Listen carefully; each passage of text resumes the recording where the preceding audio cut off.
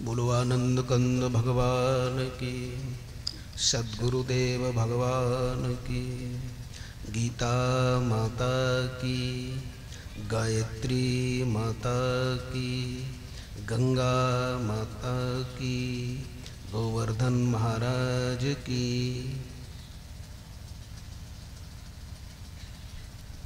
गंगा गीता च गायत्री गोविंदेति हृदय स्थितः। भारतीय सनातन संस्कृति का ये सिद्धांत है। गीता, गंगा, गायत्री, गणेश, गोवर्धन, गुरु, एक भी गकार का यदि आश्रय ले लिया जाए तो उसका जीवन कृतकृत्य हो जाता है।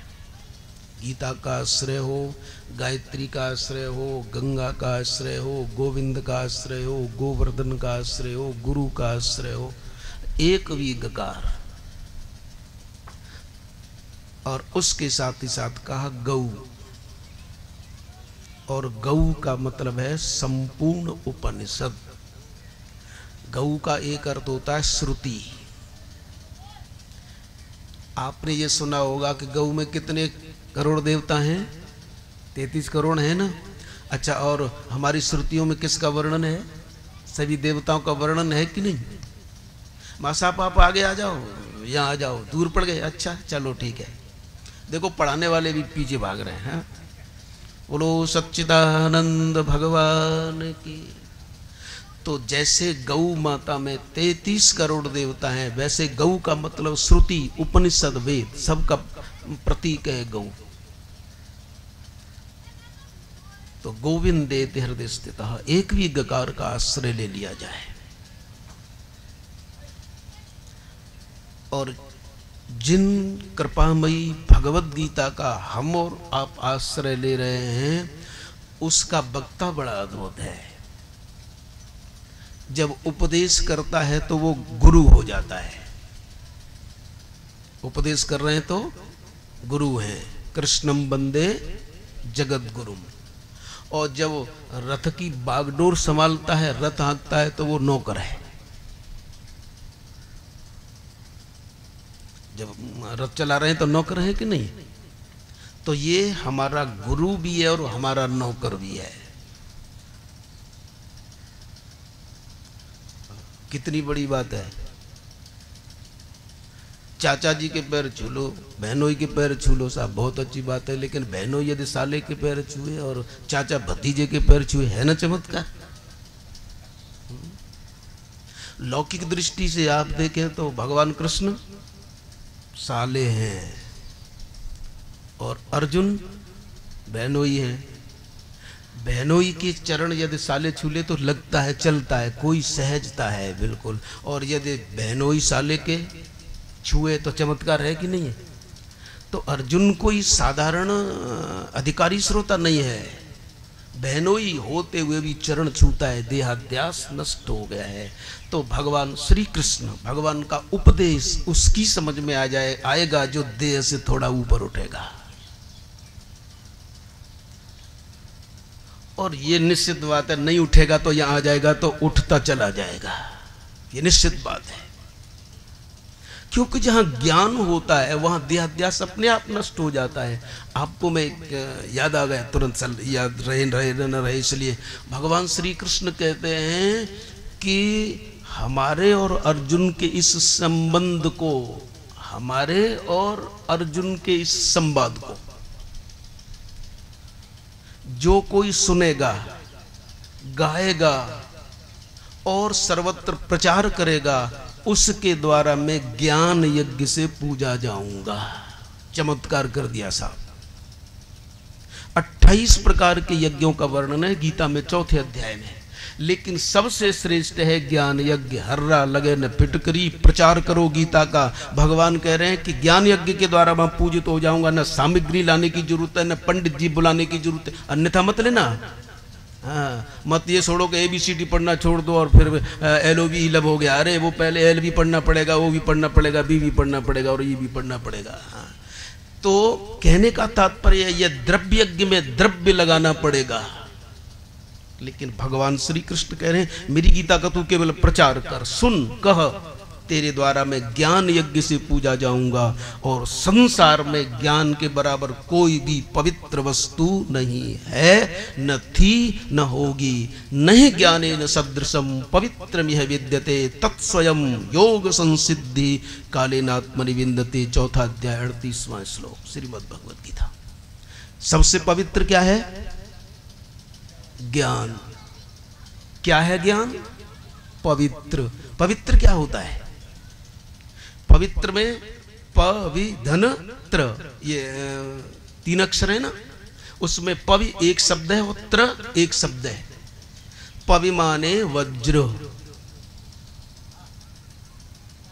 आप लिखते हो तो बड़ा अच्छा लगता है। पवि माने वज्र। और आप जानते हैं कि वज्र किसके हाथ में रहता है? अधिकांशतः अलग अलग देवताओं के अलग अलग हथियार हैं, किंतु ये जो पवि है, ये जो वज्र है, इसको धारण करने वाले को कहते हैं इंद्र। यानी इंद्र के हाथ में वज्र रहता है। इंद्र वज्रधारी हैं, हनुमान जी गदाधारी हैं, विष्णु सुदर्शन चक्रधारी हैं और भोले शिव त्रिशूलधारी हैं, दुर्गा खड्गधारी हैं। अलग अलग देवता का एक अलग अलग विशेष हथियार है। तो ये वज्र किसके हाथ में है? इंद्र के में।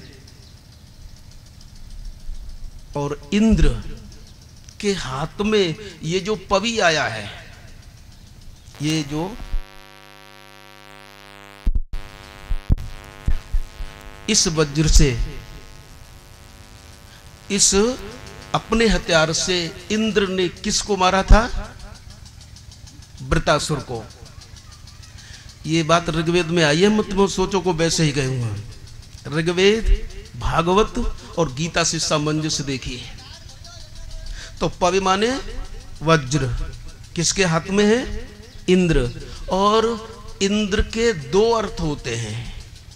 एक तो स्वर्ग में रहने वाला देवताओं का स्वामी, और एक इंद्र का अर्थ होता है कि सबका दृष्टा ब्रह्म। इंद्र ऋग्वेद का मंत्र है, मैं आपको बताऊं, चिंता मत करो, पढ़ते रहो, तुम भी ऐसे बोलोगे। अरे वो जादू क्या जो सिर पर चढ़ के न बोले। तो इंद्र एक अर्थ जो स्वर्ग में रहता है, देवताओं का स्वामी। और इंद्र का जो सर्वश्रेष्ठ अर्थ है, ऋग्वेद ने जिसकी व्याख्या की है, इंद्र माने ये जो दिखाई दे रहा है, इदम, ये जो दिखाई दे रहा है इसे क्या बोलते हैं? इदम। और इसे तुम देख रहे हो, तुम्हें क्या बोलेंगे? अहम। यानी इदम को जो दिखाई दे रहा है, सीधे सीधे चलो ऐसे समझ लो, सीधे सीधे जो दिखाई दे रहा है इसे इदम। और इसको जो देख रहा है उसे कौन देख रहा है? आप देख रहे हैं कि नहीं देख रहे? तो उसे बोलेंगे अहम।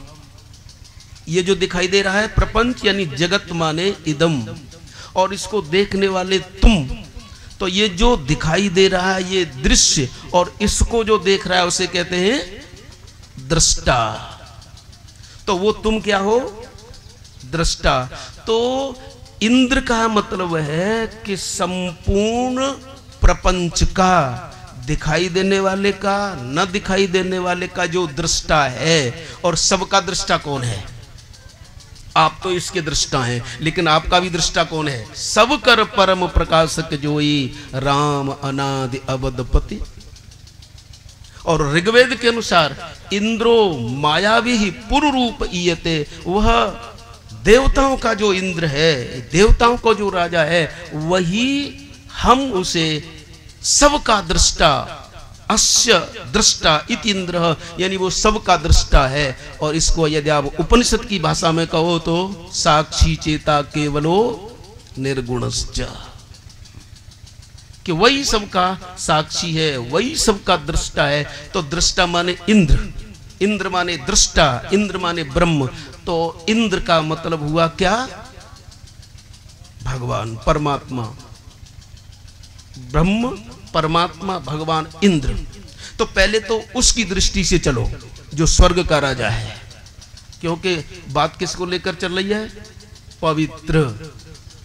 तो इंद्र के हाथ में वज्र रहता है और उस वज्र से इंद्र किसको मारता है? वृतासुर को। और वृतासुर जानते हो कौन है? अरे चलो संबंध को छोड़ दो। वृत्त माने घेरा, वृत्त घेरा हो गया ना, वृत्त घेरा। और घेरे को सुदरी भाषा में क्या बोलोगे? परिधि। घेरा तो गांव की भाषा में कह दिया, बड़े घेरेबाजी है साहब, निकल ही नहीं रहे इससे हम। तो घेरा माने परिधि, और ये परिधि ही वृतासुर है। परिधि माने एक सीमा, सीमा माने किसी भी अखंड वस्तु को एक दायरे में बांध देना, यानी द्वैत दृष्टि। अब वृत्त को शास्त्र की भाषा में बोलोगे द्वैत दृष्टि, और ज्योमेट्री की भाषा में बोलोगे 2πr। है ना मां साहब? ठीक, चलो ठीक है, बढ़िया।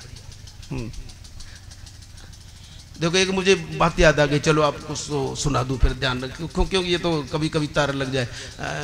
एक अध्यापक पढ़ा रहे थे विद्यालय में, तो विद्यार्थी बोला, गणेश जी वो गणित के अध्यापक आए, तो वो एक छात्र बोला कि गुरुजी संस्कृत के अध्यापक आते हैं तो संस्कृत में पढ़ाते हैं, अंग्रेजी के अध्यापक आते हैं तो अंग्रेजी में पढ़ाते हैं, हिंदी के अध्यापक आते हैं तो हिंदी में पढ़ाते हैं, फिर आप गणित के हैं प्रोफेसर, तो हमें गणित की भाषा में क्यों नहीं सिखाते?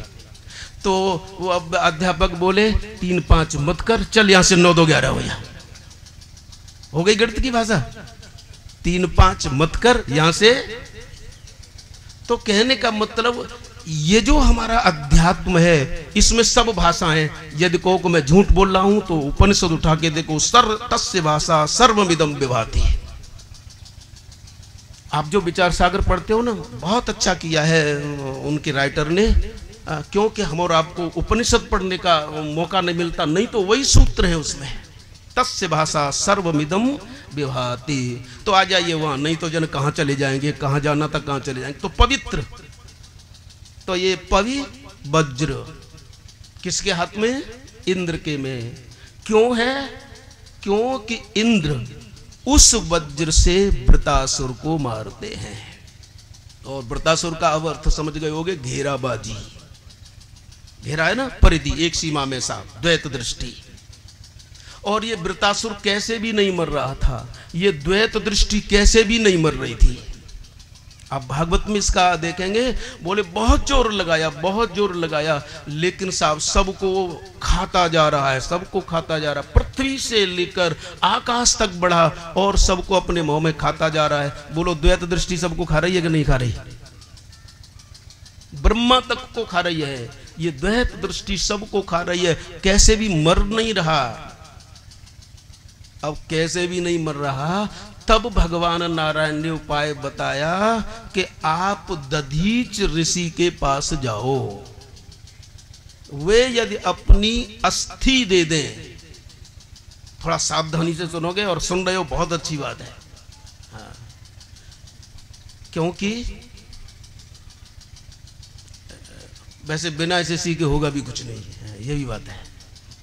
अब भगवान नारायण ने क्या कहा कि दधीच ऋषि की हड्डी लाओ, उनसे वज्र बनाओ। ये घेरा किससे टूटेगा? दधीच ऋषि की किससे? अस्थि से।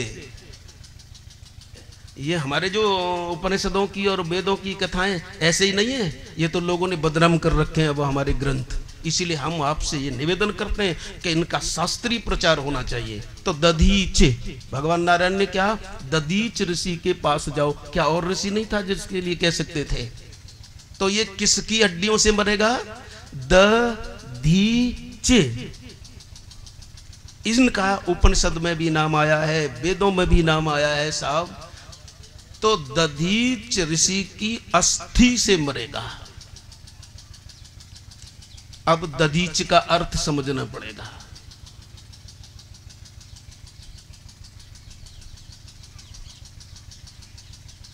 वैसे पूरा ऑपरेशन करने की कोशिश कर रहे हैं। धी चे, द माने जो देता है। आप सत्य माने, ये जो कथा चल रही है इंटरनेट की, मैं बार बार इसीलिए कहता हूं कि सब जगह चल रही है, और बाद में जब फोन आते हैं तो लगता है कि चलो जैसे आप लिख पढ़ रहे हैं वैसे अन्यत्र भी लिख पढ़ते हैं और चर्चा होती है। तो द धी चे, द माने देता है, धी माने बुद्धि, चि माने चिन्मय परमात्मा में। जो अपनी बुद्धि को निरंतर चिन्मय परमात्मा में लगाए रखता है उसका नाम है द धी चे। इसलिए नारायण कहते हैं कि उसकी अस्थि से ही यह वृतासुर मरेगा। उसकी किससे? अस्थि से। अस्थि माने हड्डी, और अस्थि का अर्थ होता है अस्ति। अस्ति ही अस्ति है, जो अस्ति है वही अस्थि है। अस्थि माने हड्डी और अस्ति माने है सत्ता, यानी अनंत सत्ता। यानी जिसकी बुद्धि हमेशा चिन्मय परमात्मा में लगी है उसे बोलते हैं दधीचि। और ऐसे दधीच की सत्ता से, ऐसे आत्मज्ञानी की सत्ता से, ऐसे आत्मज्ञानी के सत्संग से ये घेरा टूटेगा, ये मरेगा। ये इसका तात्पर्य है साहब। तो उससे बनेगा ये वज्र। तो पवित्र, पवि माने वज्र, त्र यानी जैसे ही। और इस वज्र का दो तरह से उपयोग करते थे इंद्र। एक उपयोग तो हुआ घेरा को तोड़ने में, यानी द्वैत दृष्टि को नष्ट करने में, और दूसरे इंद्र इस अपने वज्र का प्रयोग करते थे। पर्वत बहुत भारी थे और इन्हें मस्ती आती थी साहब, जहां चले उड़ गए, बहुत उत्पात मचाते थे। इसलिए उड़ने वाले उन पर्वतों को हल्का करने के लिए, जो उड़ना ठीक है साहब, उड़ना बहुत अच्छी बात है, लेकिन उड़ करके किसी के ऊपर गिरे, नष्ट करें तो उड़ना बहुत अच्छी बात है, बहुत अच्छी बात है। लेकिन हमारा उड़ना यदि दूसरे के विनाश का कारण बन जाए तो ये जो पर्वत पहले उड़ते थे, मस्ती आई, उनकी गांवों के ऊपर गिरे, गांव तहस नहस। तो उनको हल्का करने के लिए, यानी जड़ता को हल्का करने के लिए, पर्वत का मतलब जड़ता को हल्का करने के लिए। और आप कैसे भी इसका लक्षण से, उपलक्षण से अर्थ लगाएं तो जड़ता को नष्ट करने के लिए, द्वैत बुद्धि को नष्ट करने के लिए जो प्रयुक्त होता है उसे बोलते हैं पवित्र। तो पवित्र का अर्थ हुआ द्वैत बुद्धि का विनाश और जड़ता का विनाश। अब समझ में आया कि नहीं आया? मेरी समझ में बिल्कुल आना चाहिए, मेरी समझ में, आपकी समझ में आना चाहिए, है? तो पवित्र का मतलब है जो जड़ता को नष्ट करे और द्वैतवाद को नष्ट करे, तभी सा ये वृतासुर। तो ये जो है ये पवित्र है।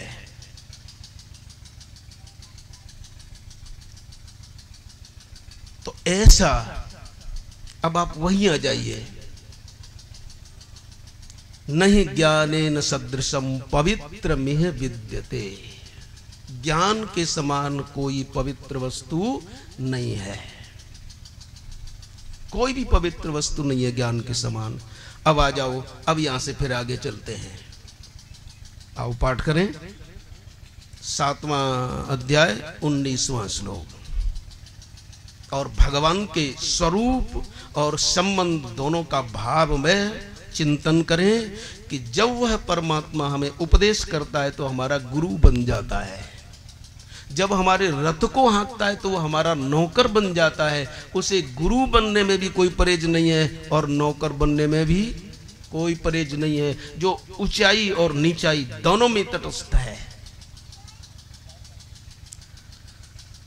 हाँ, जिनके पास नहीं है उन सबको दे दो। देखो, भले ही एक श्लोक का पाठ हो, लेकिन हाथ में गीता का स्पर्श पवित्र, वाणी से जितना उच्चारण वाणी पवित्र। अरे दर्शन से पवित्र होते हैं साहब, दर्श परस और गीता तो भगवान की वाणी है साहब, ये भगवत स्वरूप है। इसलिए जल्दी सबको वितरित कर दो, तब तक 2 मिनट कीर्तन कर लो, कोई बात नहीं। श्री राम जय जय श्री राम, श्री राम जय जय श्री राम।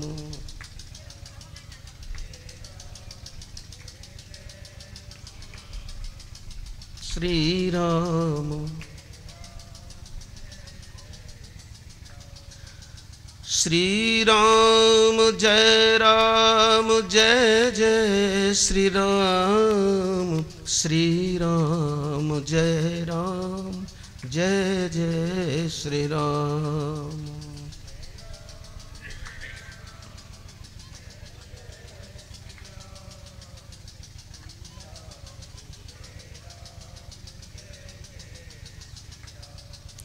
श्री राम जय जय श्री राम, श्री राम जय जय श्री राम।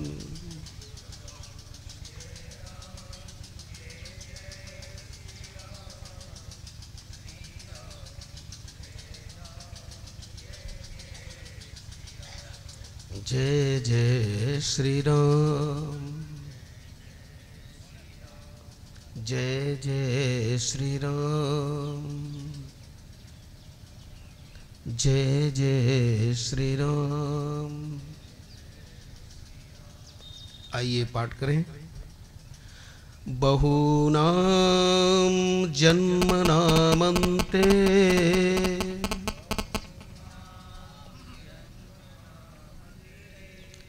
ज्ञानवान् मां प्रपद्यते।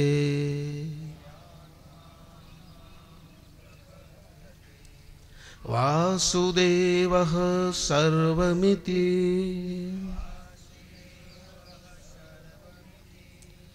स महात्मा सुदुर्लभः।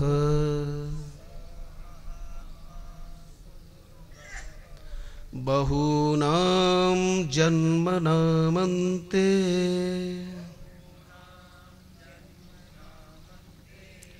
ज्ञानवान् मां प्रपद्यते।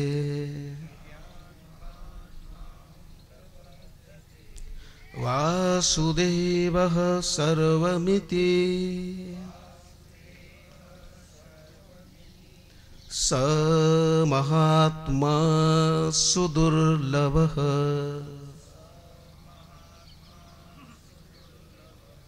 स महात्मा सुदुर्लभः। स महात्मा सुदुर्लभः।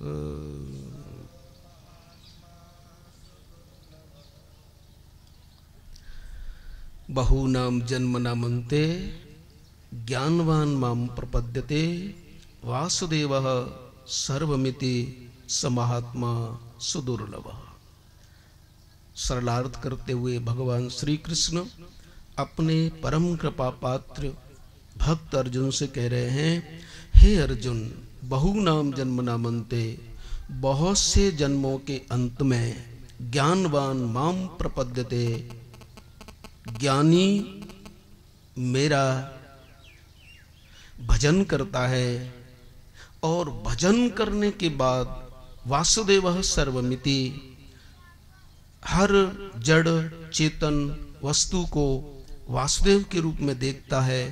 इस प्रकार जड़ चेतन सबको मेरा स्वरूप देखता हुआ जो है वह महात्मा सुदुर्लभ, दुर्लभ ही नहीं अत्यंत दुर्लभ है। ये सरलार्थ। व्यास जी महाराज अपने वेदांत दर्शन में कहते हैं कि इस अध्यात्म विषय को बार बार अभ्यास में लाना चाहिए। वेदांत दर्शन पुनरभ्यासाच वेदांत जो ब्रह्म सूत्र जिसे आप कहते हैं। तो इसलिए 1 मिनट के लिए कल की तरफ दौड़ो, क्योंकि पुनरअभ्यास जरूरी है। शास्त्र सुचिंतित पुण्य पुण्य, इसलिए पहले थोड़ा 1 मिनट कल पर विचार करें, फिर वर्तमान पर, फिर आगे। तो कल बात आई कि बहुत से जन्मों के अंत में, और उसका सार ये आया कि जो कर्म के रास्ते पर चलता है उसके लिए बहुत लंबा रास्ता है, जो ज्ञान और भक्ति के रास्ते पर चलता है उसके लिए अत्यंत बस वहीं खड़े होने का रास्ता है, कहीं आना न जाना। तो बहुनाम जन्म ना मनते, ये कर्मी के लिए है। बहुनाम जन्म ना मनते, और हम और आप प्रयास किसके लिए कर रहे हैं? ज्ञान के लिए, क्योंकि ज्ञान के समान कोई पवित्र वस्तु नहीं है। तो वो कह रहे हैं कि जो कर्म योग का रास्ता है वो बहुत लंबा रास्ता है। अनेक जन्म संसिद्धिर ततो याति, ये 6वां अध्याय। और अभी इसी 4थे अध्याय में कि ज्ञान के बराबर कोई पवित्र वस्तु नहीं है, लेकिन नहीं ज्ञानिन सदृशम पवित्र में वस्तु विद्यते, 4थे अध्याय का 38वां श्लोक। लेकिन इस पवित्र ज्ञान को कर्मयोगी बहुत दिनों तक साधना करते करते करते अपने आप में उसे देखता है। तत्स्वयं योग संसिद्धि कालेन, कालेन माने समय के बाद, यानी बहुत समय उसका बीत जाता है तब कहीं। और आजकल ईमानदारी से बताओ, आपको जल्दी पड़ रही है क्या? जितना जल्दी हो जाए, जितना जल्दी हो जाए, चाहे 6000 रुपए हो, लेकिन बस आप 2 घंटे में बंबई पहुंच जाए। हाँ? इसलिए मैं आपसे निवेदन करता हूं कि इस लंबे रास्ते को मत अपनाओ, ज्ञान और भक्ति का आश्रय ले लो, क्योंकि कर्मयोग का रास्ता बहुत लंबा है और उसमें खतरा है साहब। एक जन्म तुमने सुधार लिया, लेकिन दूसरे जन्म में कोई गड़बड़ी होगी, अरे विश्वामित्र जैसों से गड़बड़ी हो जाती है, हमारी तुम्हारी तो बात क्या है। तो कर्मयोग का रास्ता है, बहुत लंबा है। ठीक है, समय को भरने के लिए उसको भरो, लेकिन समझदारी तो यही है कि या तो ज्ञान का आश्रय लो या भक्ति योग का। तो कर्मयोग का रास्ता लंबा है, कालीन आत्मनि विन्दति, लेकिन ज्ञान का रास्ता कैसा है? ज्ञान का रास्ता है वही पुनर्अभ्यास कर रहे हैं ना, कल की बात याद दिला रहे हैं। तो जो आए हैं उनके लिए तो ठीक बात, और नए आए तो उन्हें परिचय हो जाएगा। संपूर्ण पापियों को इकट्ठा कर लो, और उन संपूर्ण पापियों में श्रेष्ठ पापी हो, लेकिन उसे उस क्षण, जिस क्षण ज्ञान हो जाता है तो उससे सारे पाप नष्ट हो जाते हैं ज्ञान की नौका के द्वारा। अपिचेदसि पापेभ्य सर्वेभ्य पापकृत्तम सर्वम ज्ञान प्लवेनेव ब्रजनम संतरिष्यसि। शायद 4था अध्याय और 36वां श्लोक ये कल बताया। तो ज्ञान से आपको ऐसे कैसे हो जाएगा? क्योंकि कभी कभी ये बुद्धि बहुत परेशान करती है ना, कि बोले इतने जनों के महापापी और ये एक क्षण में कैसे हो जाएगा। तो इसका उदाहरण योग वासिष्ठ में वशिष्ठ जी महाराज ने दिया है साहब। जब राम जी को थोड़ा हम सबको दिखाने के लिए राग हो गया ना, तो वशिष्ठ जी कहते हैं, हे राम, एक क्षण में ही ज्ञान होते ही अनंत जन्मों की पाप राशि भस्म हो जाती है। तो राम जी ने कहा, गुरुजी ऐसे कैसे हो सकता है? तो वशिष्ठ जी ने कहा, बेटा ये बताओ, एक गुफा है और उसमें अनंत जन्मों का अंधकार है, यानी बहुत समय से उसमें अंधकार भरा पड़ा है, लेकिन उस गुफा के ऊपर छेद कर दिया किसी ने बड़ा, और उसमें सूर्य का प्रकाश आ गया, तो अब अंधकार को भागने में कितनी देर लगेगी? जैसे ही प्रकाश हुआ गुफा में, तो अब अंधकार को जाने में कितनी देर लगेगी? राम जी बोले, अरे वो तो कुछ भी देर नहीं लगेगी। तो बस ये है, जिस क्षण ज्ञान होगा उसी क्षण अनंत जन्मों की पाप राशि भस्म हो जाएगी। अब भक्त बोला कि ठीक है, ज्ञानी को तो अपना बल है, हमारा क्या होगा? ज्ञानी को तो अपना बल है साहब, लेकिन मेरा क्या होगा? तो भगवान भक्तों से कहते हैं कि जब पापियों को इकट्ठा किया, सभी पापियों को इकट्ठा किया, उनमें भी एक पापी श्रेष्ठतम बच रहा, तो सुन। भक्तों को आश्वासन देते हुए भगवान कहते हैं अपिचेत सुदुराचारो भजते माम अनन्य भाग साधुरेव समन्तव्य सम्यक व्यवसितो हि स। 9वां अध्याय। तारीफ की तो बात यह है कि ज्ञान की चर्चा भी 9वें अध्याय में, और ये जो भक्ति की भी। बोले तो ऐसा बोले दुराचारी की बात नहीं करता, सुदुराचारो। आप शब्दों पर तो ध्यान दे रहे होंगे। दुराचारी ही नहीं बल्कि दुराचारियों का सिरमौर। बाण लगा साहब 31वां, तास तेज प्रभु बदन समाना। कितनी देर लगी रावण को मुक्त होने में, कितनी देर लगी शिशुपाल को। तो अपिचेत सुदुराचारो यानी दुराचारी, दुराचारी और सुदुराचारी, उनको भी चिंता नहीं करनी है। यदि वो केवल उसे केवल इतना करना है कि मैं अब भगवान का हूं आज से। और कई बार हम कह चुके हैं कि ज्ञान और भक्ति में कभी भी अंतर मत करना। ज्ञान में एक स्वरूप ज्ञान होता है, तो भक्ति में भगवान के साथ संबंध ज्ञान होता है। भक्त जुड़ा रहना चाहता है और ज्ञानी भगवान से एक होना चाहता है, लेकिन है तो वही। तो जैसे ही वो संकल्प करता है कि प्रभु मैं तुम्हारा हूं, तो अपिचेत सुदुराचारो। अजामिल को कितनी देर लगी, बिल्वमंगल को कितनी देर लगी, एक नहीं अनेकों उदाहरण है। तो अपिचेत सुदुराचारो, हतोत्साहित मत हो। भक्ति के रास्ते पर चलने वाले तेरे द्वारा अनंत दुराचार हुए हों, लेकिन आज ही ये दृढ़ निश्चय कर ले कि मैं परमात्मा का हूं, और दृढ़ निश्चय करके विश्वास भी कर ले कि समाम गोप्तिष्यसि, वो मेरी रक्षा करेगा। तो मैं कहता हूं कि क्षिप्रम भवति धर्मात्मा। क्षिप्र का मतलब होता है तुरंत। वहां ज्ञान के लिए वृजन शब्द है और भक्ति के लिए क्षिप्र है। तो कहने का तात्पर्य, अब आपको कौन सा रास्ता ठीक लगता है, चाहे ज्ञान या भक्ति। और कर्म का तो साहब, और एक बात जहां तक मेरी इस विचार में आ रहा है कि बहुनाम जन्म नामंते जो कहा है ना, वो केवल कर्मी के लिए कहा है, ज्ञानी के लिए, भक्त के लिए तो कोई दुविधा नहीं है। ऐसा सुविधा ही सुविधा है। अच्छा एक बात बताओ, टिकट लेकर के रिजर्वेशन से बैठ जाओ, आपको रास्ता पूछनी पड़ेगी।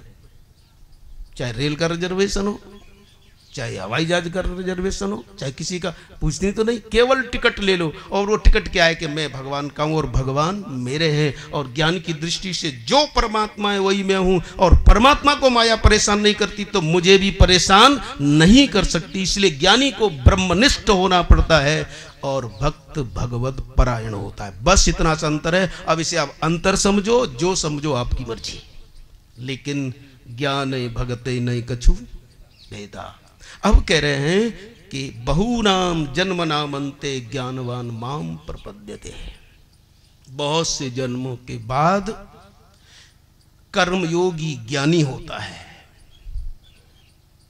ज्ञानी का तो पुनर्जन्म कभी नहीं होता। इसलिए अर्थ यहां यह करना पड़ेगा कि बहुत से जन्म बीत जाने के बाद जन्म जन्म मुनि यतन कराई, जब वह ज्ञानी हो जाते हैं तब मेरी शरण ग्रहण करते हैं। क्योंकि ज्ञान हो जाने के बाद ही वास्तविक शरणापन्न हो सकता है कोई। क्योंकि जब तक ज्ञान नहीं होगा तब तक घिंघाता रहेगा कि मैं तुम्हारी शरण में हूं, मेरे को ये हो जाए, मेरे को ये हो जाए, मेरे को ये हो जाए। अभी वो ज्ञानी नहीं है, भिखारी है। लेकिन वास्तविक जब उसे ज्ञान हो जाता है और भगवान भी आते हैं तो कहते हैं, बोले क्या चाहिए, बोले तुम्हें अच्छा लगे वो दे दो। है? अब भगवान कह रहे मेरे से श्रेष्ठ तो कोई नहीं, तो बोले भरो हमारे घर पानी, हम क्यों और को चाहें।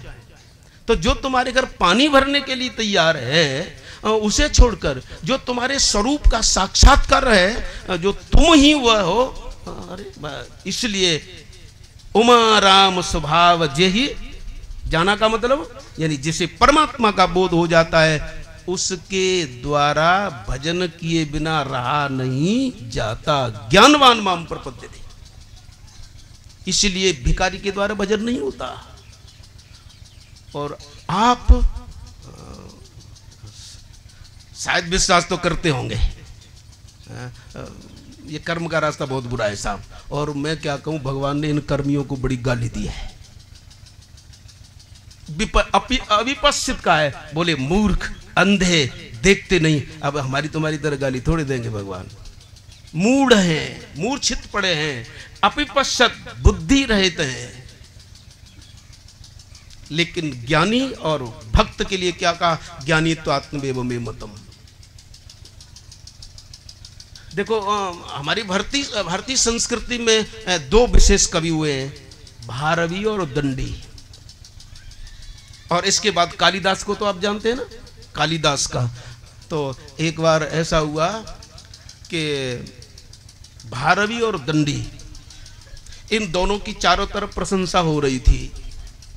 तो भारवी ने सोचा कि दंडी का नाम हो रहा है, और दंडी सोच रहे हैं भारवी का नाम हो रहा है। लेकिन थोड़ी सूक्ष्म वासना होती है ना, तो वो सोचता है कि फिर आखिर में मेरा ज्यादा नाम है कि।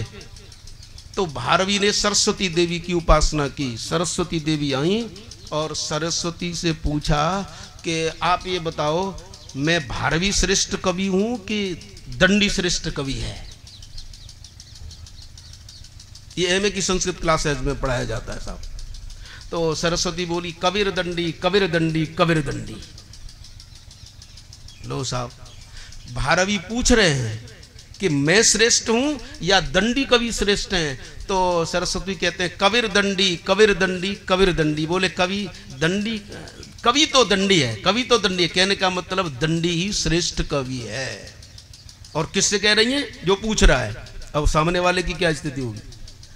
तो फिर उनसे नहीं रहा गया, सा क्रोध आ गया उन्हें भारवी को। तो बोलता अहम चंडी, अहम चंडी, अहम चंडी। तो चंडी ये बता कि मैं कौन हूं। जब कवि दंडी है तो चंडी ये बता मैं कौन हूं। तो मुस्कुराकर सरस्वती बोली, तो आत्मेव में मतम, तू तो मेरी आत्मा है। अब बोलो क्या कहोगे? भगवान भी ऐसे जब किसी को अपने परोक्ष यदि किसी के समान किसी की तुलना देते हैं, इसका मतलब कहते हैं ज्ञानी तो मेरी आत्मा है, इन भिखारियों की तो बात ही मत करो। तो ज्ञानी तो आत्मेव में मतम। चार प्रकार के भक्त हैं, लेकिन ज्ञानी मेरी आत्मा है। और भक्त क्या है? तो भक्त से कहते हैं तू मेरा है, मैं तेरा हूं। और मेरे तेरे में क्या है कि तू चाहे तो रथ हकवा ले, चाहे तो पानी भरवा ले, चाहे तो छप्पर छपवा ले, और चाहे तो चक्की चलवा ले। क्योंकि तू मेरा काम करेगा तो मैं तेरा काम करूंगा। इसलिए भक्ति में आना जाना है, लेकिन लीला के लिए। और ज्ञान में बस साहब उससे एक हो गए। ज्ञान में परमात्मा के स्वरूप के साथ एक होते हैं, और भक्ति में अरे एक दूसरे की सेवा है, लेकिन साक्षात्कार दोनों जगह है। बोलो सच्चिदानंद भगवान। तो बहूनाम जन्म नामन्ते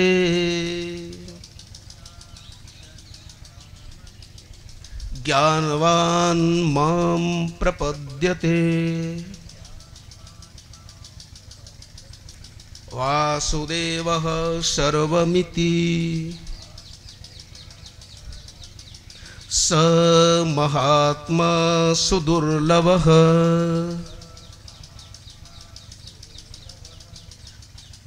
ऐसे के लिए भगवान कह रहे हैं कि जो इस प्रकार ज्ञानवान होकर के मेरा भजन करता है, जड़ और चेतन सबको मुझ वासुदेव स्वरूप देखता है, ऐसा ही महात्मा है। और ऐसा महात्मा दुर्लभ ही नहीं, सुदुर्लभ है। अच्छा, एक एक बात को यदि तीन तीन चार प्रामाणिक व्यक्ति कह दें तो आप ठीक मानेंगे? तो इस सुदुर्लभ शब्द को ले लो, हमारी बात मत मानो साहब। वैसे हमारी बात है तो नहीं, हम तो भगवान की तरफ से बोल रहे हैं। तो गीता कहती है ऐसा महात्मा सुदुर्लभ है। लेकिन साहब हम कहने वाले बोले हमें तो और प्रमाण चाहिए। तो भगवान ने कहा कि ऐसा महात्मा सुदुर्लभ है। तो ज्ञानियों में अग्रगण्य सुखदेव जी से पूछा कि आपकी दृष्टि में सुदुर्लभ कौन है? वही शब्द है जो कहते हो, आप ध्यान देना। गीता में ये जो आपके सामने श्लोक है 7वां अध्याय 19वां श्लोक, या सुदुर्लभ शब्द अंत में वासुदेव सर्वमिति समात्मा सुदुर्लभ। अब इसी सुदुर्लभ शब्द को आप भगवान के भक्त की वाणी द्वारा सुखदेव जी द्वारा सुनिए। श्रीमद् भागवत छठवां स्कंध 14वां अध्याय शायद 8वां श्लोक। और इधर उधर हो जाए तो घर देख लेना, कोई मेरी जिम्मेदारी नहीं है कि सब कुछ याद रहे, लेकिन है उसी अध्याय में। अरे इधर उधर थोड़ा हो जाएगा, देख लोगे तो प्रयास करोगे। मेरी गलती कल मुझे बता देना कि तुम गलत थे, तो मेरे को अच्छा लगेगा और मुझे ये भी लगेगा कि देखा जा करके तुमने। हाँ, तो छठवां स्कंद 14वां अध्याय। हाँ डॉक्टर साहब, ये वो उसकी बात कर रहा हूँ, ये भागवत जी की सुदुर्लभ तो इसमें है। मैं आपको ये बता देना चाहता हूँ कि श्रुति भी वही बात कहती है, स्मृति भी वही बात कहती है। गीता यहाँ सुदुर्लभ शब्द जो प्रयोग कर रही है, श्रीमद् भागवत में सुखदेव जी ने 6वें स्कंद के 14 अध्याय में ये सुदुर्लभ शब्द प्रयोग किया है कि सुदुर्लभ कौन है। तो वहां सुखदेव जी कहते हैं कि मुक्तानाम अपि सिद्धानाम कोटिस्वपि महामुने। मुक्तानाम अपि सिद्धानाम, यानी जो जीवन मुक्त हो गए और एक नहीं करोड़ों। क्योंकि जब परीक्षित ने पूछा कि गुरुजी मुझे बताओ कि दुनिया में सबसे दुर्लभ कौन है, तो मुस्कुरा करके सुखदेव जी ने कहा कि तू क्या समझता, ये बता मुझे, तेरी दृष्टि में दुर्लभ कौन है। तो निकल गया परीक्षित के मुंह से, भगवान दुर्लभ है। बोले पागल, भगवान कहीं दुर्लभ है? वो तो हरिव्यापक, अरे जो सर्वत्र व्यापक है वो दुर्लभ कहाँ है? बोले भगवान दुर्लभ नहीं है। तो गुरुजी मुझे ये बताओ सुदुर्लभ कौन है? तो सुखदेव जी ने जो कहा है वही कहा है जो जहाँ भगवान ने कहा है कि मुक्तानाम अपि सिद्धानाम कोटिस्वपि महामुने, कि करोड़ों जीवन मुक्त ज्ञानियों में, कितने? करोड़ों, एक की बात नहीं है, यानी एक नहीं करोड़ों जीवन मुक्तों को इकट्ठा किया जाए। एक की तो बात ही छोड़ो, कोटिस्वपि यानी जीवन मुक्त करोड़ों को इकट्ठा किया जाए। उन करोड़ों में कोई एक ही भगवान के परायण होता है, नहीं तो कोई इधर चला कोई उधर चला, वो सुदुर्लभ है। कोटिस्वपि महामुने। बोले ऐसी बात है? बोले हाँ। तो यहाँ हमारे बहुत से साधक कह रहे होंगे हमें उल्लू बना रहे हैं साहब, ना हम भागवत देख सकते हैं, चलो यहाँ देख लिया। अरे रामायण तो देख सकते हो, रामायण देख लेना घर जा करके। उत्तरकांड 53वां दोहा 8वीं चौपाई। उत्तरकांड 53वां दोहा 8वीं चौपाई। क्या कमाल किया है। और मुझे तो लगता है कि मानस, गीता और भागवत ये प्रयाग हैं, तीनों है ना। जैसे 3 हमारे ग्रंथ हैं, मानस, गीता और भागवत, इनका खूब प्रचार प्रसार होना चाहिए। और आपका ये बहुत पुण्य होगा यदि इनके वास्तविक स्वरूप को आप प्रचारित प्रकाशित करते हैं। भगवान कहते हैं इनका प्रकाश करने वाला मुझे बहुत प्यारा होगा। और एक बात बताओ, कोई तुम्हें प्यारा लगे तो उसके अवगुण तुम्हें अवगुण दिखाई देंगे कि? जैसे कोई हमारा प्रेमी होता है तो उसके दुर्गुण भी हमें गुण दिखाई देते हैं। इसलिए इन शास्त्रों का आप प्रमाण करेंगे तो आप में कोई गलती भी हो जाएगी तो भगवान करेंगे मैं देखूंगा नहीं, मैं नजरअंदाज कर दूंगा। कितना बड़ा सुगम साधन है। इसलिए जितना हो सके सुन करके प्रचार करो, सुना करके प्रचार करो। और कुछ नहीं कर सकते तो धन दे करके ऐसे शास्त्रों का प्रकाशन करके, कैसे भी हो ये इनके इन प्रकार। तो अब आ जाइए मानस में। चलो 2 मिनट ये बच्चों को बैठा दो।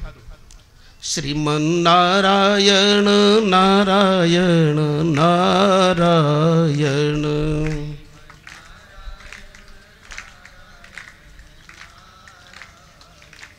भजमन नारायण नारायण नारायण,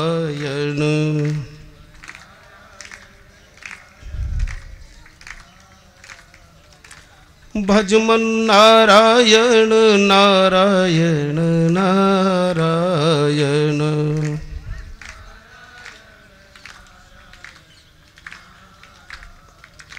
श्रीमन नारायण नारायण नारायण,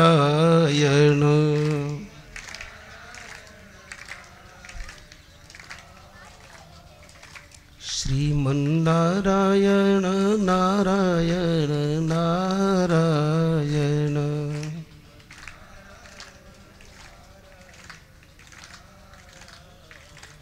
भज मन नारायण नारायण नारायण।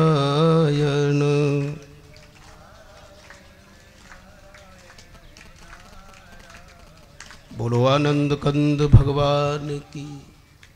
तो सुदुर्लभ देखिए अब मानस की दृष्टि में, गीता की दृष्टि में सुदुर्लभ हो गया, भागवत जी की दृष्टि में सुदुर्लभ हो गया। अब मानस की दृष्टि में जिनका आप पाठ करते हो, कह रहे हैं कि देखो सबसे ज्यादा जो दुर्लभ है, सुदुर्लभ है, तो उत्तरकांड 53वां दोहा 8वीं चौपाई, धर्मशील विरक्त अरुज्ञानी। धर्मशील विरक्त अरुज्ञानी। फिर जीवन मुक्त ब्रह्म पर प्राणी।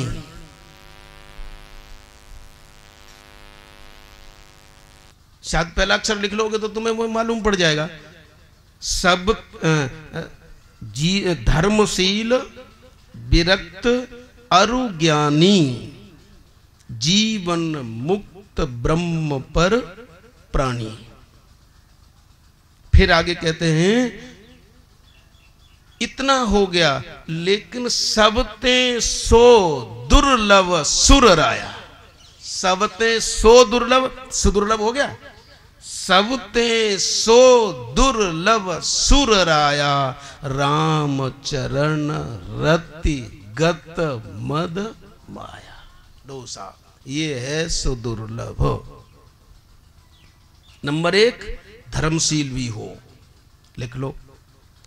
नंबर 1 धर्मशील हो, यानी सुदुर्लभ क्या है कि धर्मशील भी हो, विरक्त भी हो, ज्ञानी भी हो, और ज्ञानी हो जाने के बाद ब्रह्मनिष्ठ भी हो, और ब्रह्मनिष्ठ हो जाने के बाद राम चरण रति, भगवान के चरणों में भक्ति भी हो। ऐसा जो है जिसमें सबते सो दुर्लभ, यानी ये सुदुर्लभ है। कितना अनुबंध प्रतिबंध कर दिया। कोई धर्मशील हो सकता है, लेकिन कोई जरूरी नहीं कि वो विरक्त हो। कोई विरक्त हो सकता है, लेकिन कोई जरूरी नहीं कि वह ब्रह्मनिष्ठ हो। कोई ब्रह्मनिष्ठ हो सकता है, लेकिन कह नहीं सकते कि वो जीवन मुक्त हो। और कोई जीवन मुक्त हो सकता है, लेकिन कह नहीं सकते कि वो भगवत भक्त हो। लेकिन भगवत भक्त, जीवन मुक्त, ब्रह्मनिष्ठ, विरक्त और धर्मशील, ये सारे के सारे जिसमें ऐसा सबसे दुर्लभ है, और इसी को बोलते हैं विशुद्ध संत। ब्रह्मनिष्ठ माने शुद्ध संत, और ब्रह्मनिष्ठा के साथ साथ भगवत भक्ति माने विशुद्ध संत। संत विशुद्ध मिलहि परितेगी, राम कृपा करि चितवा। लेकिन बहुत बड़ी यात्रा है साहब। आपने जो पिछले साल चौकड़ा में, या कभी जब 21 दिन का हुआ था, ध्यान नहीं, तो जब वो इस अध्याय को प्रारंभ किया था, और अभी देख लो इस समय है, यही इसी अध्याय का 3रा श्लोक है, 7वें अध्याय का 3रा श्लोक है कि मनुष्याणाम सहस्रेषु, इसी अध्याय का। आप देखते हैं तो बड़ा अच्छा लगता है। चलो 7वें अध्याय के, यानी जो अभी पाठ कर रहे हैं उसी का 3रा श्लोक है, मनुष्याणाम सहस्रेषु कश्चित् यतति सिद्धये यततामपि सिद्धानाम कश्चिन् माम वेत्ति तत्त्वतः। तो देखो साहब, यहां भगवान कह रहे हैं कि बहुनाम जन्म ना बनते, बहुत से जन्मों के अंत में, और पहले कह चुके हैं कि मनुष्यों में, और कितने मनुष्यों में, मनुष्याणाम सहस्रेषु, सहस्त्रों मनुष्यों में। और सहस्त्रों का अधिकांश टीकाकारों ने कहा है कि 3000 में, 3000 मनुष्यों में।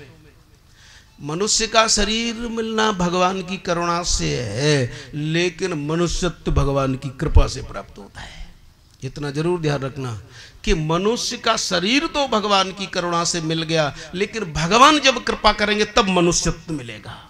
ऐसा मनुष्यत्व जिनमें है 3000 लोगों में, उन 3000 में कोई मनुष्याणाम सहस्त्रेषु, 3000 मनुष्यों में कोई, अरे 3000 को भी छोड़ दे साथ, चलो 1000 ही मान लेते हैं। हम नहीं उनकी बात से सहमत नहीं है जो 3000 इन्होंने टीका में लिखा। 1000 मान लो साहब, 1000 तो स्पष्ट है। बोले 1000 मनुष्यों में, 1000 इन देहधारी मनुष्यों में कोई एक मनुष्यत्व प्राप्त करता है, लेकिन ऐसे उन 1000 में कोई यतति प्रयत्न करता है सिद्धये, मनुष्याणाम सहस्रेषु कश्चित् यतति सिद्धये, कि 1000 मनुष्यों में कोई सिद्धि के लिए प्रयोग करता है। लेकिन यह चक्कर में मत फंसना कि दूसरे की जेब का पैसा बता देना सिद्धि है, कि घर के परिवारों के लोगों की संख्या बता सिद्धि है, कि पानी पर बिना नाव के चलना सिद्धि है, या वो आम का पेड़ बनाना सिद्धि है। वो नहीं, बोले सिद्धि कौन सी है? बोले अंतःकरण की शुद्धि के लिए। 1000 मनुष्यों में कोई अंतःकरण की शुद्धि के लिए प्रयास करता है। नहीं तो अन्नपूर्णा मैया के पास जाते हैं लायू मुड़ाने के लिए, या पहली बहू है तो दर्शन कराने के लायू, 6 महीने में मुझे परिचय मिल जाए। ये सब भिखारीपना है साहब। यतति सिद्ध है, अंतःकरण की शुद्धि के लिए 1000 मनुष्यों में कोई प्रयास करता है, और उन प्रयास करने वालों में बड़ी लंबी श्रेणी है साहब। चलो इसे नहीं याद करो तो सीधी में तुलसीदास जी कह रहे हैं कि नर सहस्त्र में सुनो, है ना, वही बात है ना, बिल्कुल। नर सहस्त्र में सुनो पुरारी, को एक होए धर्म व्रत। 1000 मनुष्यों में कोई भी धर्म का व्रत लेता है कि मुझे धर्म पर चलना है, और धर्म के 4 चरण है कि मैं सत्य बोलूंगा, दूसरा चरण है कि मैं तपस्या करूंगा, अपने धर्म के पालन के लिए कष्ट सहन करूंगा, और दया, यानी यदि कोई दया का पात्र आता है तो मैं दया करूंगा और दान करूंगा।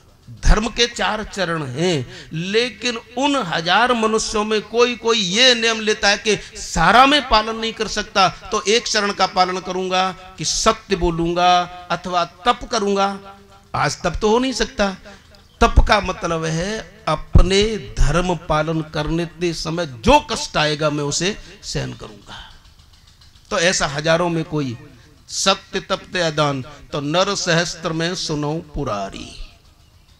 ऐसे 1000 मनुष्यों में कोई ये व्रत लेता है कि मैं धर्म का पालन करूंगा। और आप जानते हैं ना कि जब कभी किसी का व्रत होता है, बोले आज मैं कुछ ले नहीं सकता क्योंकि मेरा व्रत है, इसलिए कितना भी कष्ट आए लेकिन वो अपने धर्म व्रत को नहीं छोड़ सकता। लेकिन यही सब कुछ नहीं है, अभी तो हम प्राइमरी स्टेज पर हैं साहब।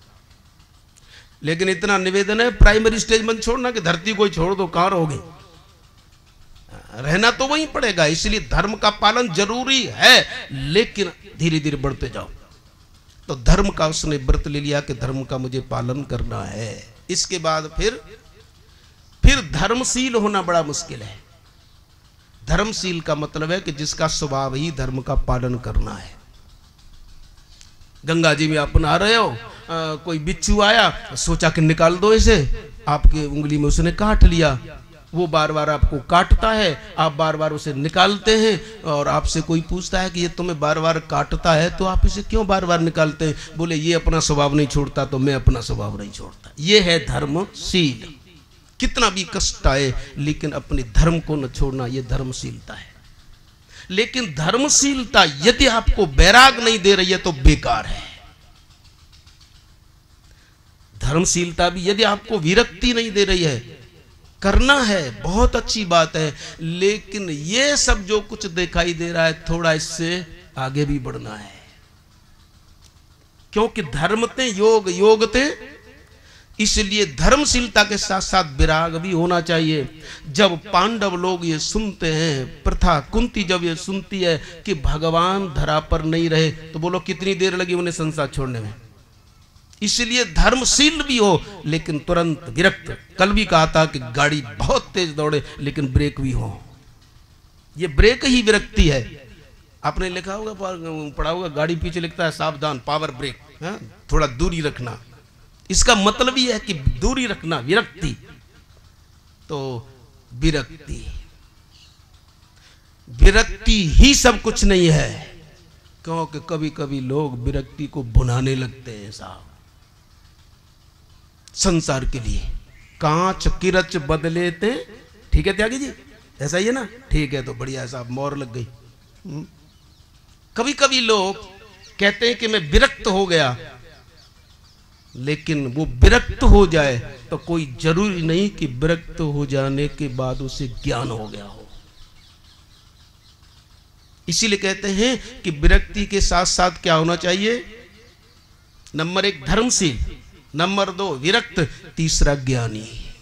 और ज्ञानी भी कैसा? सम्यक सकृत ज्ञान, यानी इनमें से किसी किसी को ज्ञान होता है। नहीं तो साहब महाराज कोई अपने धर्म को भुना लेता है, कोई अपने वैराग्य को भुना लेता है। और वैराग्य भुनाने का मतलब अब तक कुछ नहीं लेते लेकिन अब रेजगारी गिनते हैं। मेरा संकेत समझ गए? बोले बहुत दिनों तक। तो कहने का मतलब विरक्ति हो, लेकिन वह विरक्ति यदि सम्यक ज्ञान न दे सके, उस परमात्मा का ज्ञान न करा सके, तो विरक्ति बेकार। अच्छा, परमात्मा का ज्ञान हो गया तो पहले नंबर 1 धर्मशील, उसके बाद फिर विरक्ति, उसके बाद फिर ज्ञानी, और उसके बाद फिर जीवन मुक्त। ज्ञान हो जाए और जीवन मुक्त की अवस्था न मिले तो वो ज्ञान भी बेकार। अब जीवन मुक्ति की स्थिति क्या है? कि जिसमें कोई जीवत्व तो बाकी नहीं है। मतलब शरीर तो है लेकिन अपनी मस्ती में व्यस्त है। व्यस्त तो हैं लेकिन किसमें? अपनी मस्ती में। यानी अपनी मस्ती का मतलब निरपेक्ष सुख में, वो जीवन मुक्त अवस्था है। तो अगला जीवन मुक्त। अच्छा, जीवन मुक्त है साहब, न किसी से लेना न किसी से देना, वो क्या कहते हैं ना, लेना न देना, ये जीवन मुक्त अवस्था है। लेकिन ठीक है साहब, न लेना न देना मगर लेना। लेकिन जो परमात्मा नित्य शुद्ध मुक्त है वो भी तो संसार के लिए कुछ करता है ना, आता है ना। इसलिए जीवन मुक्त हो जाने के बाद भी संसार के लोक संग्रह के लिए, अपनी मस्ती के लिए, या मधुसूदन सरस्वती के अनुसार भगवद रस का पान करने के लिए जो ब्रह्म परायण नहीं होता, तो बोले जीवन मुक्ति अवस्था भी अधूरी है।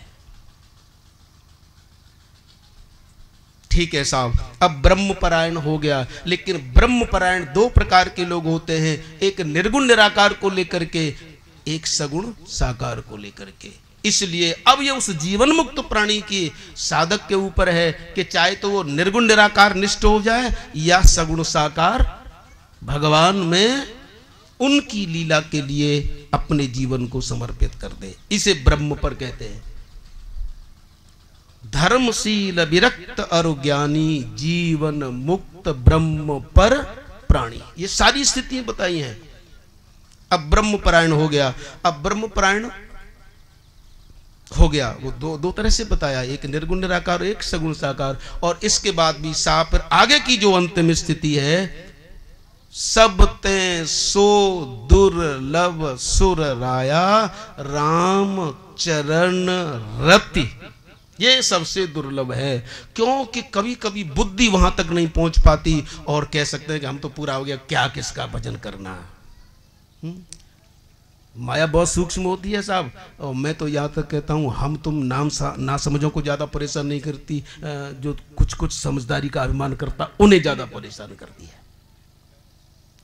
मेरी बात मानो तो दुर्गा सप्तशती उठाओ, ज्ञान ना पविचेतांसी, ज्ञानियों के भी चित्त का हरण करती है साहब। इसलिए सावधान, इसी के लिए तो कहते हैं सावधान।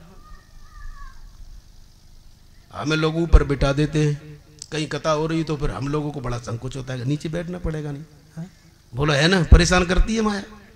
और मैं आपको सत्य बोलता हूं, हम लोगों को ज्यादा परेशान करती है जो ज्यादा बात करते हैं। ऊपर बैठ गए, अब किसी की कथा हो रही है, नीचे बैठना बड़ा मुश्किल बात, ये हम लोगों को ज़्यादा परेशान करती है। आप तो सोचते बहुत अच्छी बात है, आपको धन्यवाद, प्रणाम, लाख लाख प्रणाम साहब, आपको कोई परेशानी नहीं, परेशानी तो हमको है। तो ब्रह्म पर प्राणी, जीवन मुक्त ब्रह्म पर प्राणी, इसके बाद भी सबते सो दुर्लभ सुर राया। और यहां सुर राया ऐसे वैसे के लिए नहीं कहा है, त्यागी जी शिव जी के लिए कहा है ना, सुर राया। और कौन कह रहा है? आश्चर्य की बात है कि साला तो बहनोई को उपदेश करे और पत्नी पति को उपदेश करे। पार्वती पति को उपदेश कर रही है, शिव जी को, जिनके बराबर कोई ज्ञानी नहीं है किसी की हिम्मत? हाँ, लेकिन पार्वती कह रही है स्वामी मैं जानती हूं। और कहने वाली पार्वती कोई साधारण स्त्री नहीं है, भवानी शंकरो वंदे श्रद्धा विश्वास रूपिणो, जो बिल्कुल श्रद्धा स्वरूपा है। तो कहने का तात्पर्य सबसे दुर्लभ क्या है? हरिपद रति।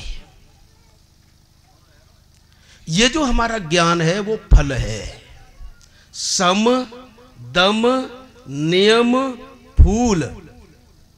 सम दम नियम ये क्या है? फूल। और फल इनका क्या है? ज्ञान। ज्ञान फल है, और फल खट्टा हो तो ठीक है। हाँ? इसीलिए आगे कह रहे हैं हरिपद रति रस। जब तक उसमें हरिपद रति भक्ति नहीं है, मिठास नहीं आएगी। इसलिए कह रहे हैं कि ज्ञान को मीठा बनाना है। अरे ज्ञान की तो बात क्या, भगवान को भी यदि मीठा बनाना है तो भक्ति करो, वह तुम्हें रस देगा और तुम उसे रस दोगे। मधुसूदन कहते हैं श्री कृष्ण सुखदा सा, शांत आनंद का नाम ज्ञान है, तो भगवान को भी नचाने का नाम है भक्ति। यानी अपने को जो आनंद दे, केवल आनंद दे, निर्वाण दे, वो है ज्ञान। और अपने को भी आनंदित करे और भगवान को भी आनंदित करे। पट्टे को एक चुल्लू क्या कहते हो, ताय अही रखी, एक चुल्लू भर मट्ठे पर जो नाचे, ये ताकत आप में है। लेकिन साहब वो तुमसे कहता है कि मुझे भूख लगी है, और हम जाकर के कहते हैं ये चाहिए ये चाहिए। कितनी ताकत है तुम में, और भिखारी बने बैठे हो। लेकिन भगवान कहते हैं ममे वांसो, अरे मैंने तुझे सब कुछ दिया है, क्यों घिंगे आता है? तो इस प्रकार हरिपद रति रस, भगवान के चरणों में भक्ति हो जाएगी। मैं आपसे सत्य कहता हूं, फिर आप कहोगे कि अब तक बड़ी गलती में थे। कभी कभी कहते हैं सब कुछ लुटा दोगे तो तुम्हारे पास रह क्या? अरे लुटा के तो देख, लुटा के तो देख। और कल मैंने उदाहरण दिया स्वामी कल्याणानंद जी का, कहते थे देखो आचार्य जी इन लोगों ने कम खर्च किया है, कम खर्च किया है, इसलिए लगता है कि हमारी जेब से गया गया गया, लेकिन वो प्रबंध कर रहा होता है देने का, कि क्योंकि ये देना जानता है तो चलो मैं भी दूं, लुटा के तो देख। तो कहने का तात्पर्य ये है कि जब हरिपद रति हो जाती है तो ये संसार ऐसा लगता है कि अरे बेकार, अब तक से दोस्ती की। लेकिन दोस्ती का मतलब ऐसा नहीं कि लाल कपड़ा लग के भाग जाओ, लाल खतरनाक है साहब, मत रखना। हाँ, वो रेल भी रुक जाती है, साधना रुक जाए तो क्या बात है। हाँ, इसलिए मैं तो सोचता हूं कलयुग में कुछ मत रंगना, न बनना न रंगना, प्रभु का हो जाना वो अपने आप सपरेगा।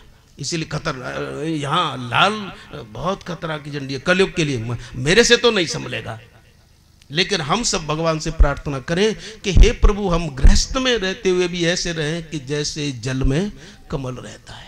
और योग वासिष्ठ में वशिष्ठ जी ने यही कहा है, राम एक ज्ञान तो हंस का होता है जो दूध अलग कर देता है और पानी अलग कर देता है, और दूसरा ज्ञान जल और कमल का है। कमल जल में रहता है, कीचड़ से पैदा होता है, लेकिन न वो जल से लिपायमान होता है न कीचड़ का अवगुण उसमें आता है। इसीलिए प्रभु ऐसा करना, भले ही हम गृहस्थ में रहें लेकिन जल कमलवत रहें, ये वशिष्ठ जी ने कहा है। तो यदि आप में इतनी ताकत हो कि लाल रंग रखने के बाद यदि कोई कामना नहीं हो तो चलो, एक बहुत कठिन बात है वो सुखदेव जी की मैं कह देता हूँ। सुखदेव जी कहते हैं कि जो घर से सन्यास लेते हैं पुनः फिर प्रवृत्ति में आते हैं।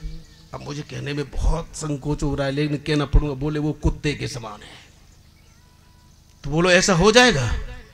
मेरे से तो नहीं होगा, शायद आप में इतनी ताकत हो तो रंग लेना, लेकिन मैं रंगने के लिए मना नहीं कर रहा हूँ। ताकत हो तो रंग लेना, लेकिन जब तक ऐसी ताकत ना आए तो जहां हो जैसे हो वहीं प्रभु से निवेदन करना। हमारे सामर्थ्य की बात नहीं, तू हमें शक्ति दे, वह शक्ति हमें दो दया निधे, कर्तव्य मार्ग पर डट जाए। तो बहुनाम जन्मना मुंते ज्ञानवान माम प्रपद्यते वासुदेव सर्वमिति समात्मा सुदुर्लभ। अब मुझे नहीं पता कितने बज गए, 9:19 9:20। चलो तो कोई परेशानी तो नहीं, अब चलो विराम, हम हाई पावर के ब्रेक है, कोई बात नहीं। तो चलो फिर कल फिर विचार कर लेंगे। बोलो सच्चिदानंद भगवान।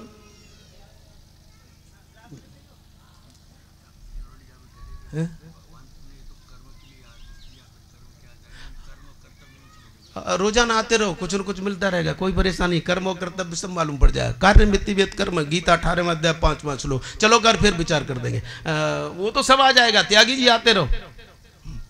बोलो सच्चिदानंद भगवान की। तो आप औरों को भी प्रेरित करें, आपको बहुत पुण्य होगा। गीता का प्रसार, भगवत धर्म का प्रसार, भगवान बहुत प्रसन्न होते हैं। बोलो आनंद कंद भगवान की। श्रीमन्नारायण नारायण नारायण।